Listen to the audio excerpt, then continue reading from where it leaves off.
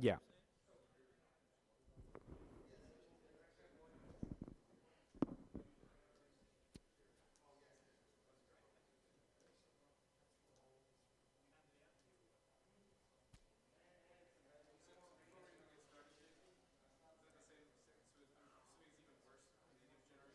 Oh, yeah.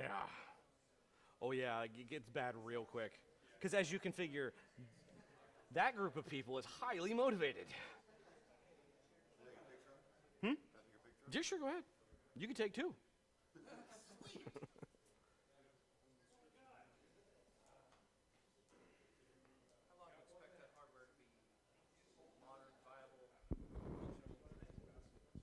Well, I mean, it's functional a long time. He'll probably use it for his kids for probably 2 or 3 years before he decides to rotate it out. Yeah, he'll just buy new GPUs to slot in.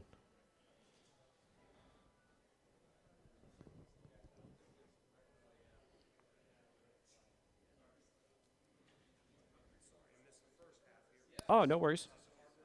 Yep. Yes, it's all one system. It, yeah, it does represent. It does look just like that. All right, the green light is on, so we're gonna get going. So, for the people who were not here last time and didn't hear anything about me, I'm JT. I've been a conference staff here at Self for a very long time. I am a developer. A few years ago, in 2021, I started a small AI company to help businesses that wanted to integrate AI into their workflow. It was pretty quiet for a few years, and then OpenAI happened, and, well, then everybody wants everything all the time. So, this specifically, this rig was a friend of mine came to me and said he wanted to build a system for his kids that they would not have to use online services. They could do everything themselves, and he could control what models are run on the system so he could have control over what types of images that they can create. Because, well, if you've ever been on the internet, as you know, the internet can be a spicy place. And he wanted to make sure that his kids, there were at least some guardrails around what they could make. So, the Eli 5 for image generation. Training takes image. By the way, before I get to that, all these slides are on GitHub. If you're here, you can pull them up on your phone if they're too far away. If you're watching online, it's GitHub. So you can go download them and go through them, and all the links are there. Okay, so Brandon asked, what does this hardware cost? Okay, so this hardware, this was built piecemeal over about 6 months as he acquired stuff. This is probably in total about $14,000. You do not need this to actually be able to do AI image generation. But again, he bought it all piecemeal. He bought everything used that he could buy used to keep it as cheap as possible. If he went out and bought all that stuff new, it would be around 20 grand. It is a dual socket Epic Genoa Generation 3. Each one is 64 core, 128 thread, has a terabyte of RAM, has 4 RTX 4090s and a 4060. It is massively overkill in many ways, but the way he has it broken down is each of his kids will get 2 GPUs. One will be for text generation, one will be for image generation, so that way they don't step on each other and he doesn't have to deal with fights of, Dad, so-and-so is using the GPU, I can't do anything. So that's why he went with that. So, as for image generation, specifically for stable diffusion, which is what this talk is on, training takes images and adds noise. Literally, think old TV static, except RGB static. Adds noise and compresses things into a latent space, which I'm not really going to identify because I'm still wrapping my head around it. That generates a model. And then when you use stable diffusion, you are doing that math in reverse. You are taking a highly randomized image of just static. You are taking your input, and you are using that to uncompress and remove the noise that was added in the training phase. And then you end up with an image that you want. A very simple, well-understood example of how this works is this. And now that I have shown you this image, you all completely understand how stable diffusion works. So I don't need to explain it any more than that. Basically, you can think of it of if you have a glass of water and you put a drop of food coloring in it, that food coloring will diffuse into the water. Somehow, mathematically, they figured out how to do that backwards. So they take an image, they continue to add static to some point based on the input text of what that image was classified as. And then you do it in reverse. When you put in your text prompt for the image, it generates what it thinks the static is going to be from that and then does the steps backwards. Again, how exactly that works out in the real world, I'm not sure. I just know that it does. So we're going to move right on. That's the wrong slide. There we go. If you want to learn more about how this works, those 3 links are fantastic links. The bottom one will go into the math. If you're a math nerd, you will love it. If you're not a math nerd, stay away. So, hardware. You have to do, at least currently, in 2024 June, if you're going to do this, you cannot do it on CPU only. That may be false, but from everything I've found, that's true, so that's what I'm going to roll with. Right now, the big players are obviously AMD and NVIDIA. Intel is making an effort, maybe? I don't know. NVIDIA is still king in this area. AMD has not caught up as much. Now, in the text generation side, which was the talk before this, AMD has definitely gotten up to par with NVIDIA. That is not the case in image generation. Again, as of today, which is the 8th of June. Tomorrow, AMD might come out with a, we fixed all the problems, it's better, and if that's the case, don't yell at me online. So terms that we're going to use, checkpoint. It is the model itself. It is lots and lots and lots of numbers, as well as some words here and there that are baked in. Embedding and textual inversion is the method to define new keywords into a model without modifying it. So this allows you, when you are generating an image, to basically put in extra information that will be processed at the same time that will allow you to generate a type of image that the model itself was not trained on. LoRa is a way, it's low order rank adaptation, I believe is what it stands for. It is a way to, instead of retraining an entire model to be able to add something into its training data, you can make a small kind of submodel that gets added in as well. This can be a person. If you want to make a model of a grizzly bear and you have a whole bunch of pictures of grizzly bears, you could train a LoRa just on those photos of a grizzly bear so that then you can have high-quality grizzly bears in all of your images, which I know is what you guys want. You can also make LoRas for a certain style. People have done this for artists. They have taken a whole bunch of scans of images from, say, Picasso or Van Gogh, and they've trained a LoRa specific on their paintings so that you can generate an image that will be in their style of painting, and we will do some of that later when we get to the demo portion. So Lycoris is basically another method to do a similar thing. A control net is a neural network that controls the image generation by adding extra conditions. This is usually used for posing. If you do an image generation of a person, how the person is standing, where their arms are, how many fingers they have could vary greatly. They may have 2, they may have 16, you don't know. If you use a control net, it basically adds in a lot of structure. How this works, I don't know, again, but it does work, to where you can actually control how the person is posing, where their arms are, where their legs are, that they only have 5 fingers on each hand, which personally I prefer in photos of people. An upscaler, I don't need to define that. You guys can figure that one out on your own. So the VEAE, the autoencoder, is what encodes and decodes the information going into and out of the latent space based on what it's trained on or the prompt that you're entering. VAE files in Stable Diffusion also allow you to improve fine details in the image itself. If you go onto YouTube, there are hundreds and thousands of videos where people have demonstrated this, where they will generate an image and then they will generate the same image with a VAE, and all of a sudden you're getting a lot more detail in, because that model, the VAE model, is specifically designed for that fine detail. Wildcards, exactly like it sounds. You can put in a wildcard in your prompt, generate an image of a wildcard car, and if your wildcard file has 14 different colors, when it goes to generate the image, it's going to choose one of those colors and use that. So a workflow is for Comfy UI. It is the entire process that the image was generated with, including all of the inputs, with a caveat. The inputs that you used, what model used. It doesn't include the model itself, but it includes what model was used, the name of it, and the actual data flow path that you used to generate that image. And we will go a little bit more into that when we get to Comfy. CFG determines how closely to the prompt that the generation is going to be. The lower the CFG, the more freedom you're giving the model to kind of do what it wants. The higher, the more strictly you're saying, adhere only to my prompt. The thing you have to realize is the prompt that you put in is not what the model knows. What the model knows is what people tagged the images that it was trained on. So if people trained a model on, say, dogs, okay? Dogs were used in some of the initial Google AI models. If you try to put in a specific species of a dog, it may not know the difference. Even though you know the difference, if you put in German Shepherd, you may get a Border Collie coming out of it.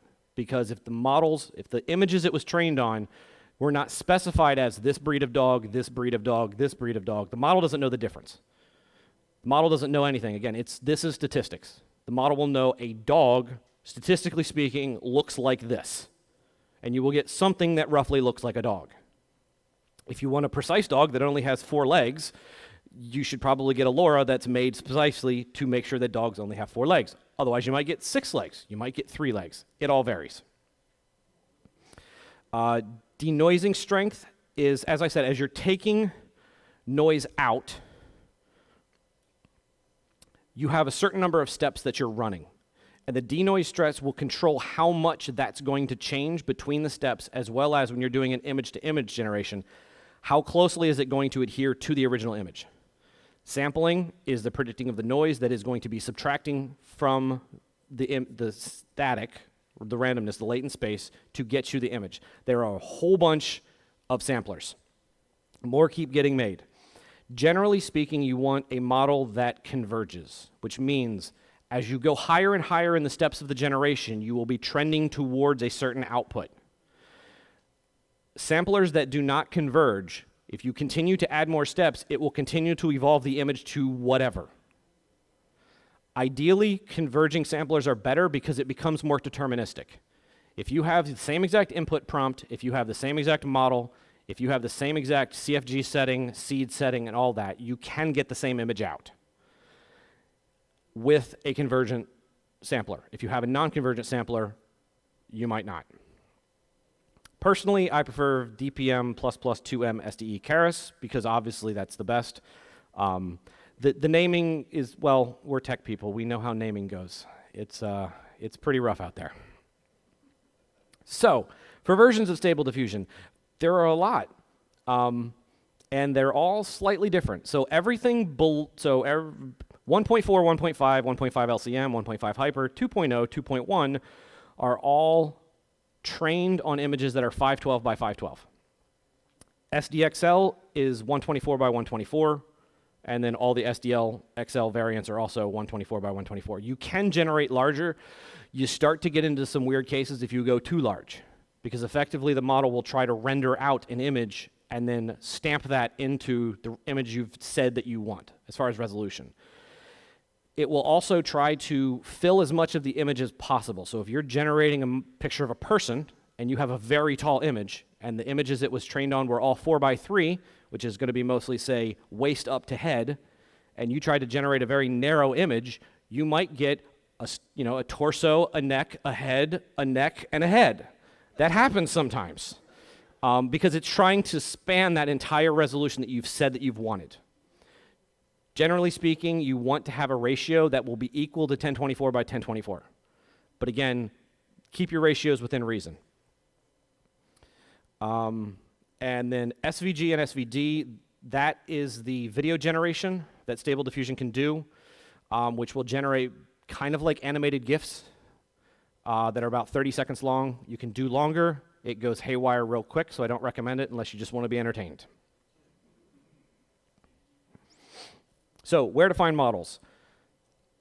The two primary places are Civitai and TensorArt. Civitai was the first, so it's the biggest. I do have it up. I am not going to, so it did actually generate some.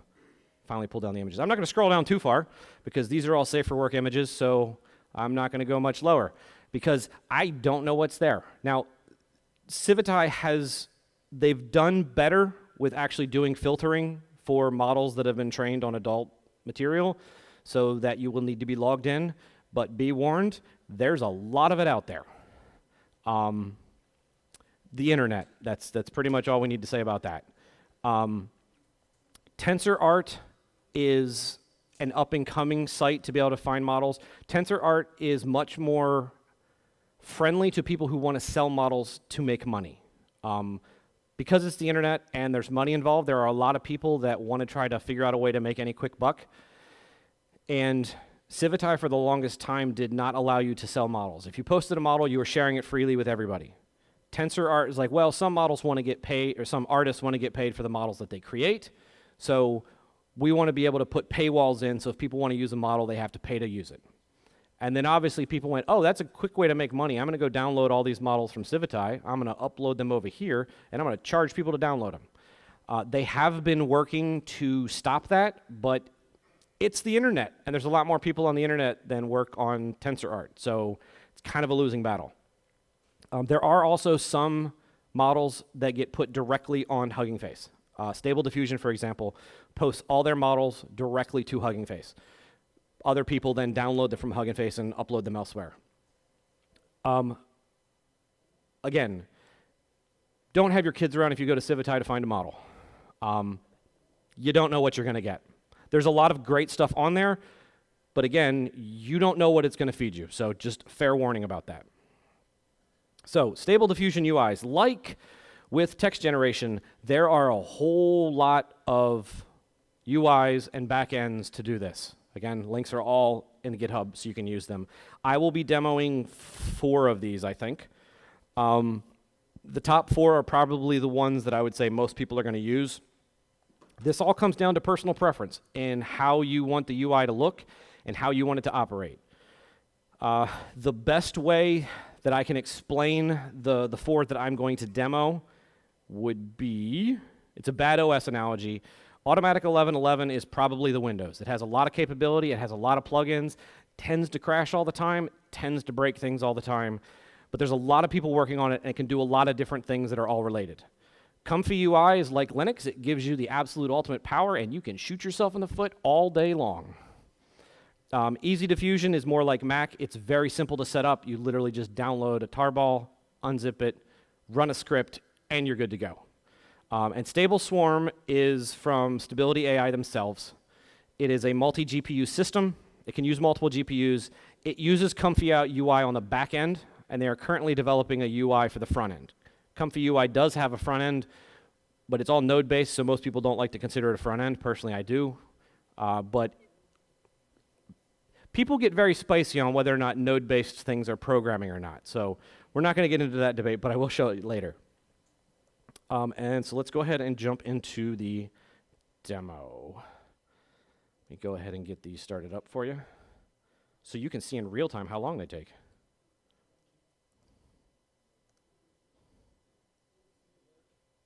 Can I make those larger, Jeff? Is that what you asked? Okay. Yeah, you're not going to be able to see anything once it actually starts running, but. Oh, it might help if I, yeah.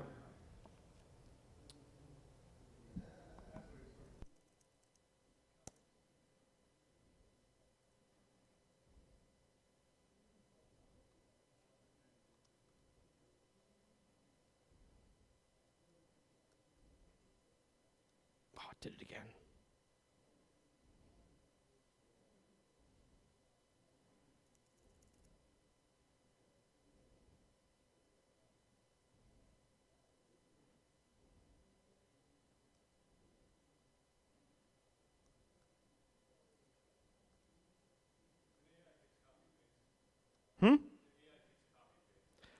Probably not.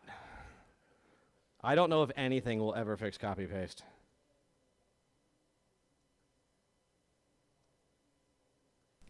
So I'm assuming these are starting up, the scripts are starting up stuff on the box? So right now, one of them is starting up. On the system right now, yeah. I can't see which one. But I'm loading basically a UI and a model on an individual GPU. So that's how we're going to do all 4 at the same time. Okay, so that one should be up soon. Let's go ahead and start. Again, copy-paste error.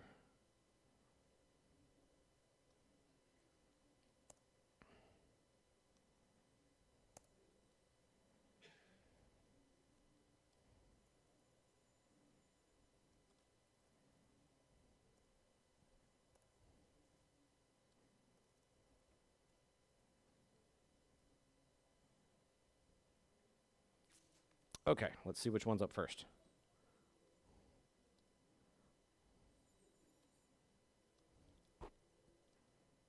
Of course, Comfy UI first. Okay, so this is automatic 1111. Let's load. Yeah, Fenris is good. Okay, text to image. Let's say a penguin surfing a supernova explosion. Why not?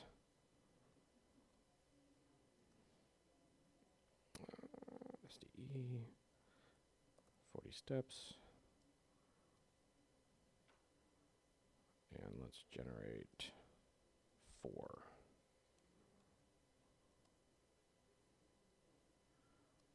Now that should be loading the model into memory. Yes.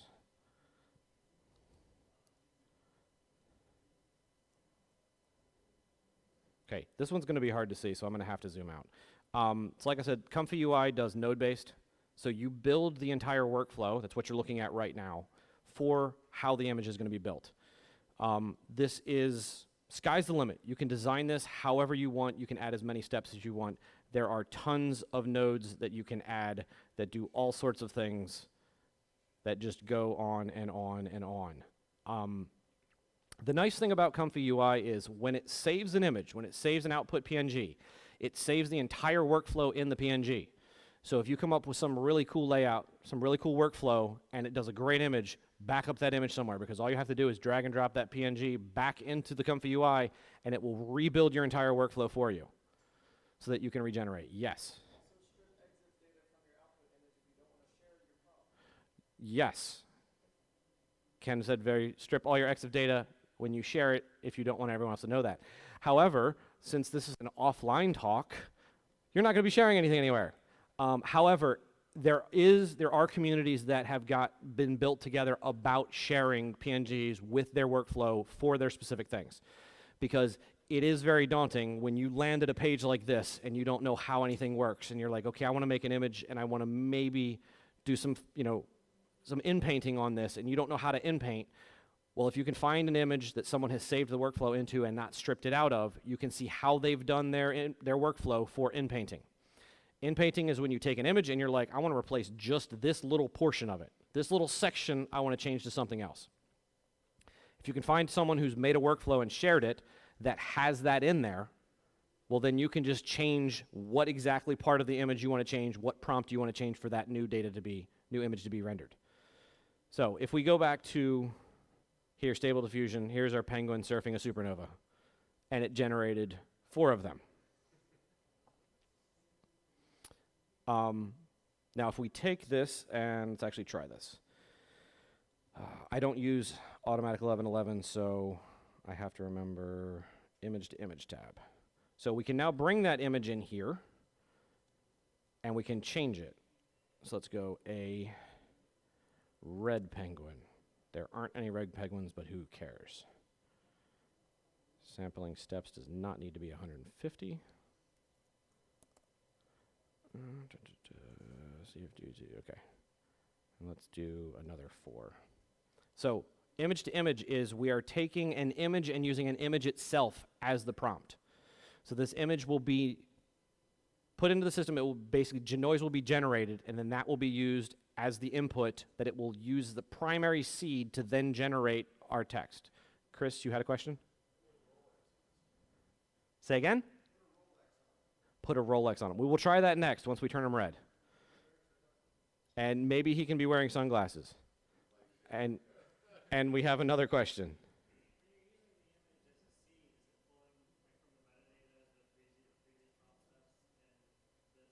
No, so in this case, and it didn't make them very red. In this case, when you do image to image, the only prompts that it knows of is the prompt that you give it, which is what we're doing right here, and the actual image that you're inputting. So the other tab where we generated the image, it knows nothing about that. So now the surfboard's red.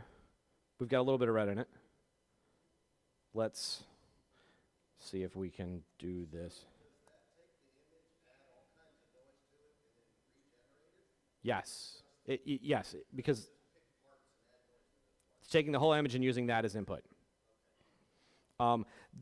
Another thing is prompting itself is kind of a weird science. There are entire sites that are dedicated to just teaching you about prompting and the different ways that you can trick it. There are a whole bunch of crazy things you can do with prompts that I'm not going into because it would be an entire talk in and of itself. But there are different ways that you can put symbols, numbers, and other things in an image to change how the output is going to be. In this case, it did a great job, as you see. That's fantastic. Thank you. Thank you. It would help if I actually did the numbers the right way, or the syntax the right way. Let's try that one.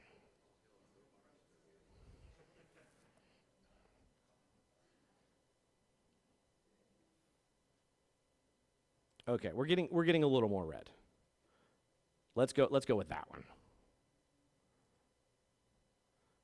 And then we can take that and we can kick that back in as our new input, and a red penguin wearing sunglasses. Let's do this one at a time. When people say that Stable Diffusion will replace artists, that is not entirely true. Stable Diffusion, I believe, will become yet another tool in an artist's tool bag. Yes, it does lower the bar greatly, and as a result, you're going to get a lot of people just doing a lot of mediocre work. But the people who are professionals are going to look at this and they're going to realize this can be a tool that they can use. A lot of the major companies have already figured this out, and that's nice. Like Adobe, for example, they now have image generation baked into Photoshop. So if you need to just remove a certain part of the image, you can actually generate something else in that area. Is it going to replace artists entirely? No, because as you can see, there is still a process to creating whatever we want. Wearing sunglasses. Let's do gold chain around neck. Yeah, I don't think it's going to know what a Rolex is, but we'll... wearing a Rolex. Let's see. Okay, so the parentheses and the numbers. Words are broken down into linguistic units anytime you do a prompt. That is baller right there. So words are... When you put in a prompt that is broken down into linguistic units, which is a certain number of characters, it doesn't necessarily match one for wording, as we English speakers would know wording. When you put commas around something, it kind of bundles that together. And then when you do parentheses, and as I have done here, colon 1.5. Basically, that tells the model this gets far more emphasis as an input than anything else. So for instance, when we just had a penguin and I said make it a red penguin with 1.8, it's putting far more emphasis on the red penguin than on sunglasses and supernova, blah, blah, blah.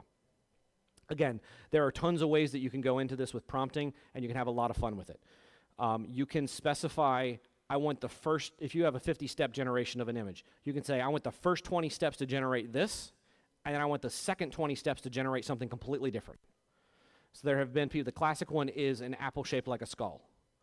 If you put in, let's try it, an apple shaped like a skull. Are all these images saved by default? Yes, they are saved by default on your computer.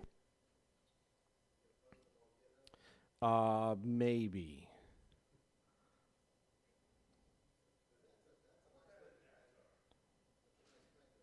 Are you asking for this to be a new avatar, Chris? Is that what you're asking me?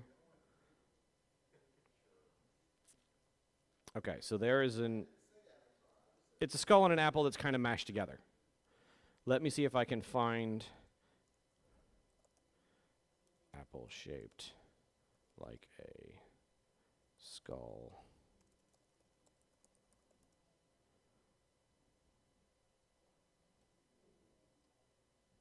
Whereas that one, actually, it's an entire apple in the shape of a skull. So they did this by generating an apple partway through the generation and then changing that to, from this point on, you're taking this as the current image and you're generating out somewhere else. Again, I'm not going to go into all of the prompting things because it gets crazy. So this is Automatic 1111. It's really easy. There are a bunch of extensions. You can do a bunch of things. The slight problem is that because there are so many people working on this and they're so fast in their updates that it does tend to break all the time. My recommendation is when you have it, if you're running it and it's all working good, if you want to try a newer version that's come out, go to another directory and download it and run the new version there and make sure everything you're using is working properly. If it is, then you can blow away your old install. Otherwise, you might end up with oh, I had it working, and now it's broken, and I have to wait 2 days till the developers actually fix it. So the question was, how much VRAM do you need? And it varies based on the image size that you're trying to generate and the model you're using. The entire model has to be loaded into RAM. So if you download an 8 gigabyte model and your card only has 6 gigabytes, it's not going to work. If you're only doing a 512 by 512 image with Stable Diffusion 141520, yes, that'll be fine. If you want to do SDXL, I would recommend at least 16 gig or higher. Say again? How crazy can they get? As crazy as your creativity in how you enter your prompt. Again, it comes down to how clever you get with your prompt and the model you're using, and just taking the time to just trial and error to see how you can skew the image generation into what you would like. Ken? Do you know whether Stability AI is planning to release SD3 or SDXL3 on Hugging Face as well, or do you have any concept yet of what the difference in resource requirements might be for that? So right now, the question was recorded by the mic. So as far as SD3, first thing is I don't know what the resource is going to be because I'm not sure of actually what the resolution is going to be. There are a lot of people that are making a lot of different claims. I don't have early access to use it, so I don't know. I have heard people say that it's a 512 by 512 model. I've heard people say it's a 1024 by 1024. My guess is it's going to be a 1024 by 1024 model. As far as what resources it takes, I don't know. The different Stable Diffusion types, like for instance, if we go back up to these, like for instance, Stable SDXL Turbo and Lightning. Typically with Stable Diffusion XL, if you want to do a prompt generation, you're probably going to be doing somewhere between 20 and 50 steps. Turbo and Lightning were made to be able to get the same output in 5 steps. Now, there is an overall loss of quality between the two types. However, if you're just having fun, it doesn't really matter. Because Turbo and Lightning work a little differently and the math is slightly different, they have different resources. It's a little bit lower. But what 3 is going to be, I don't know until it's released publicly and people can actually start playing with it and screwing around with it. When that's going to happen, I have no idea because Stability AI is not doing too well financially. They have a bunch of models that they have available paid right now only. Like Stable Audio is their audio generation system that you can pay for. They have not released it publicly yet. They claim that they will. Everything they've ever done so far that they've said they were going to open source, they have open source. I don't know if that's going to change because they are trying to actually stay in existence. So yeah, I can't really answer much about 3 yet. We have a question here while I get the next UI up and going. Where did that? So okay, so the front of the self program was actually generated by Alan Burble. He's one of the staff members here. He did that with AI. What he used, I don't know. He didn't tell me. So that is a great question for him. This is. Thank you, sir. Get you just a second. Well, Sure, take your time. I mentioned I would demo other UIs. So this This is easy diffusion. It's different, slightly different UI, but generally speaking, it's a nice, easier, cleaner UI. One of the nice things about easy diffusion is you can queue up a ton of work and then go to bed and then wake up and have everything done. With automatic 1111, which was this one, you put in a prompt, you can't do anything else until that prompt is done generating. With easy diffusion, you can queue up multiple models with different prompts and all the stuff, and then go to sleep, and it'll work through it in the background. Another question. Yes, sir. So earlier, when the question about the Rolex came up, you said that the model may not know what a Rolex is. Mm-hmm. So if we're looking to generate images of very specific types, if we're timepiece enthusiast or something, what's the procedure to alter the model or train the model for specific things like that? Okay, so for adding in details, what you would do is create a LoRa for that specific item. There is a way to, I think you can do some training in automatic 1111. No, it looks like it's just embedding. So I think it's Colia AI is the way to do QLoRa training. I believe I might have something about that in here. Maybe not. I will add that later today, some links for that. So basically, you get a bunch of images. If you want to do Rolexes, you want to make a model specifically to generate Rolexes, you would grab as many images, high-quality images of Rolexes that you would want. You would then use Colia UI or another UI to tag the images as, this is a Rolex, this is a gold Rolex, it's on a left hand. The time says whatever. As much detail as you want to put into the naming of the details of that image. You create all the images, you have what their actual, how you tag them, and then you run the LoRa generation, which will then take that, train a LoRa, which is a specific model for that detail, so then you can use that as an additional input, which I will actually show you right now. So here's our astronauts riding a horse. And let's do this.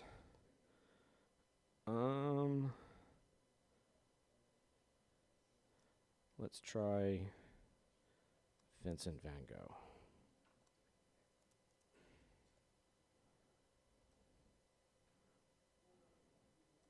Let me change that to that.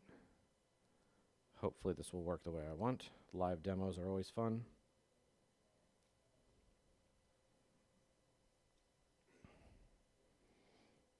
So in this instance, someone trained a LoRa specifically on Van Gogh's work. So that, and that didn't do too well. Let's see if we can bump up the And so are there places where strength. you can go to download LoRa's that already exist? Yes. So Civitai and TensorArt that I mentioned before are your go-to places. Once again, be aware that there is a lot of naughty models out there. So as long as you're aware of it, one of the other problems that Civitai have is once they put up the, wow, that it looks more like a Picasso, maybe. It's a little out there, or a Salvador Dali. But you get the idea. As you add in a LoRa, you're going to get different types. Let's try a different type. Oops. While I say the stuff about Civitai. So one of the things that you will find is once they started blocking things based on them deciding that it was questionable or adult related or whatever, is people stopped adding those as the preview images to the model itself. So you would see that there's a model, it's pictures of people, it's pictures of animals, it's pictures of buildings. You think, great, I'm going to download that.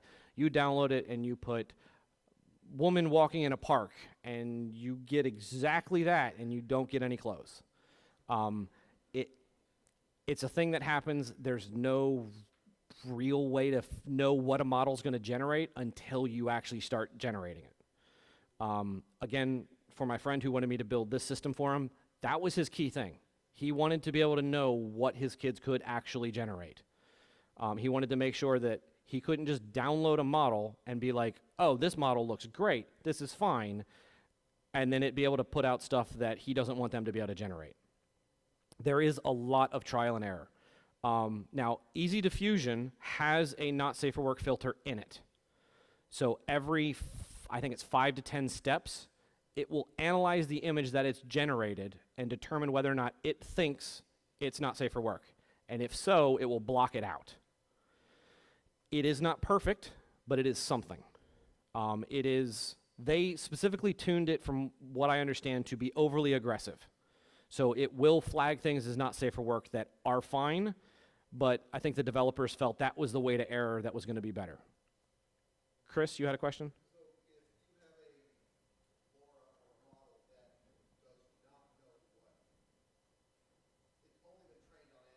Okay.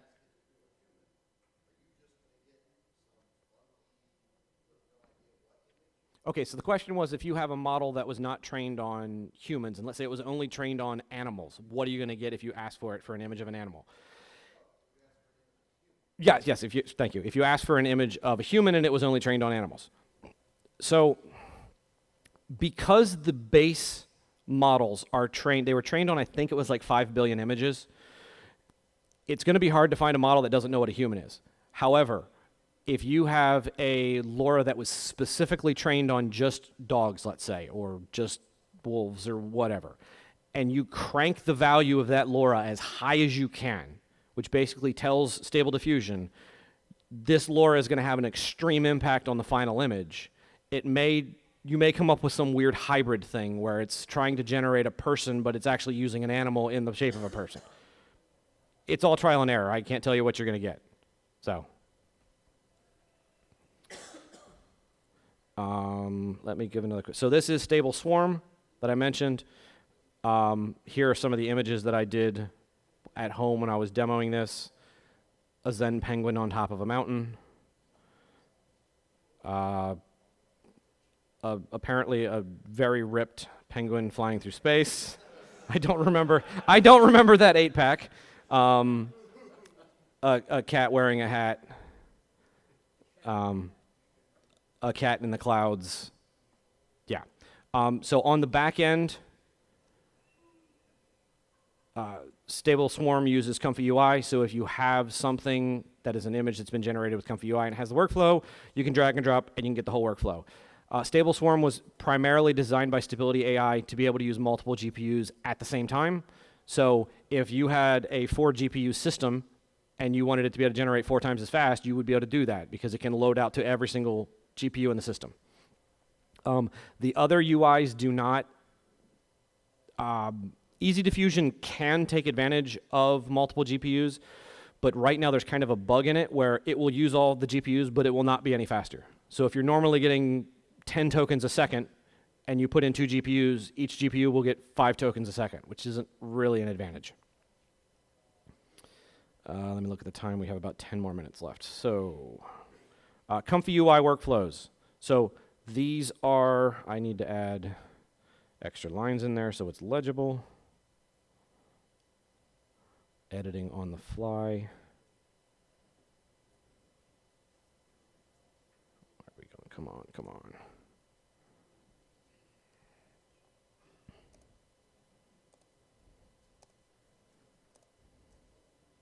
Okay.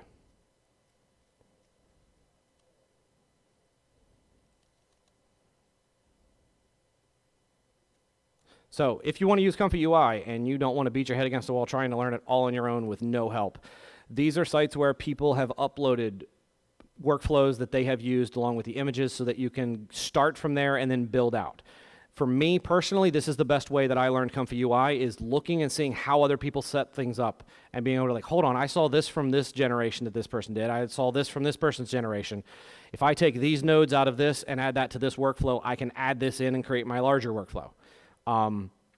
There's a ton of them. Civitai last year had a big competition where they were giving away GPUs to like contest winners of who could come up with the best workflow for Comfy UI.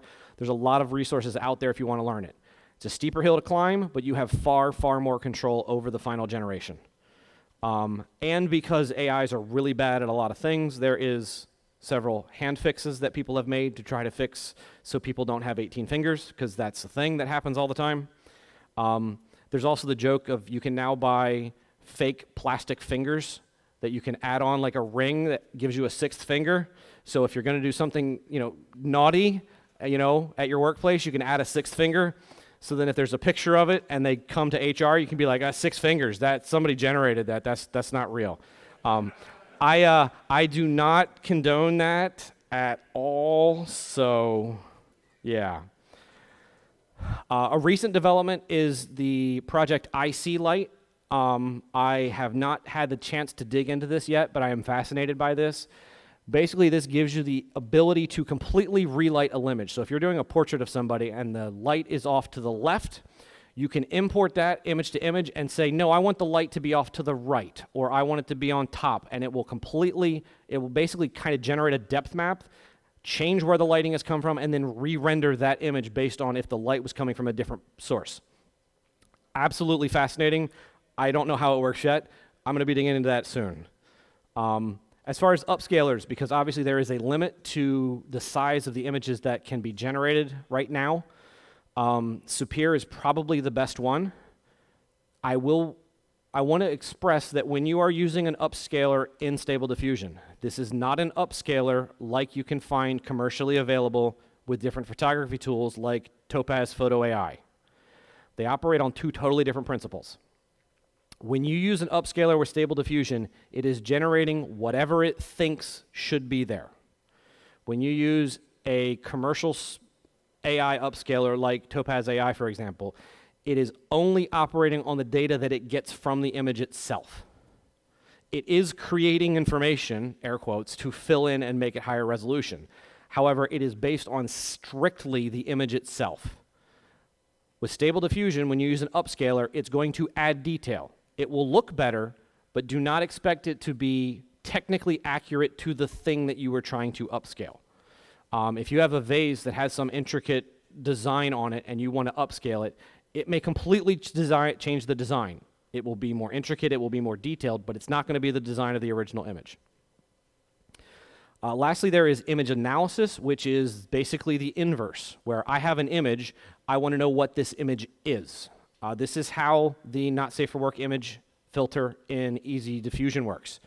It takes the image and it analyzes what it is based on how it's been trained to determine what it is. So for instance, the clip models, the blip models, the lava models are models that you can throw an image at it and say, what is in this image? And it'll say it's a dog eating a pizza, if that's what the picture is of.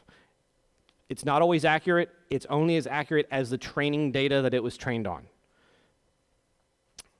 There are, again, links are all in the GitHub. I'm not going to waste my time reading them. Quick legal thing. There are a lot of questions around legal rights in AI image generation. For Stability AI, if you are going to use any images that you created with Stable Diffusion, you need a license from them. It is, I think, $20 a month. It is needed, don't quote me on this, I'm not a lawyer, when you are generating the image. So if you generate a bunch of images and you put them on your website and a year later you cancel your membership, I believe you still have the rights to use those images. I am not a lawyer. Do not base your company's future on that non-legal advice. Also, any lures that you use that mimic people, you may be liable for damages if you generate any images of them that they do not approve. The courts are up in the air about this. They have not decided which way that's going to go. My recommendation is if you don't have a model contract to use their likeness, do not do it. And do not try to be clever and say, oh no, it's not that person, it just looks a lot like that person. It's not worth a legal battle. Now, if it's of you or your spouse or your partner and they've given you permission, that's between you and them, and hopefully you guys stay together and stay happy because that might be used against you later. There's also the question of copyright. There's kind of a split decision right now as far as June 2024 as for copyright. AI, they say any AI works cannot be copyrighted. There is a debate about that because obviously if you're spending a week finally working on an image to get an image to be exactly the way you want it, you have done a lot of work. And should that copyright for that image belong to you, that's being argued. This is more a matter of a scale issue in that they don't want people to be able to just crank out millions of images and be like, I have copyrights on all these images, which I understand because it is now so easy to generate this. However, for the professionals, not being able to copyright their work is going to be a big hindrance. Courts haven't quite worked it out. I assume it will be worked out within a couple years because, again, companies like Adobe have already started baking this into their projects. And if photographers realize that, oh, all the photos that I've made over the past few years where I've used generative infill are not legally copyrightable, that's going to be a big mess. So that's going to have to be something that we're just going to see how it pans out. The recording is about to end, but I will take questions for the people that are here if they have any. Are there any questions? Jeff, you don't have any questions? Why did Chris leave? I don't know why Chris left. I am going to have to find out why Chris left. Are there any questions? Yes, over here. My preferred image generation models. So I don't know that I can say that I actually have any, because my thing is I just test models like crazy just to see what they do. I have not spent a lot of time actually using them long term. And also because this is going to be on YouTube forever, even because it's still recording right now.